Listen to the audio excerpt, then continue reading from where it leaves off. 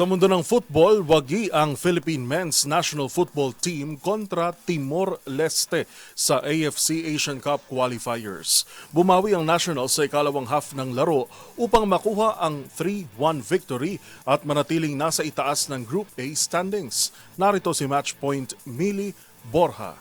Nagpakitang gilas ang Philippine Men's National Football Team matapos makabintang 3-1 victory laban sa Timor-Leste sa kanilang laban sa AFC Asian Cup qualifiers. Maagang naging agresibo ang Nationals sa unang bahagi ng laro kung saan muntik nang makagol si Jefferson Tabinas matapos tamaan ng bola ang goal post. Kapwa naging abala ang mga goalkeeper na sina Kevin Mendoza para sa Pilipinas at Junildo Manuel Pereira para sa Timor-Leste sa pagdepensa na kani-kanilang panig. Ngunit bago matapos ang first half, nakalusot si Joao Rangel ng Timor-Leste at naipasok ang unang goal ng laban, dahilan upang maungusan nila ang Pilipinas sa score na 1-0 pagpasok ng halftime. Pagdating sa ikalawang half, agad bumawi si Tabinas matapos makapunto sa isang corner kick sa 46 minute dahilan upang maitabla ang laban. Hindi nagtagal, tuluyan ng lumamang ang Nationals nang ipasok ni Bjorn Christensen ang bola sa 70 minuto mula sa pasa ni Jesper Nailom. Ito na ang 13th international goal ni Christensen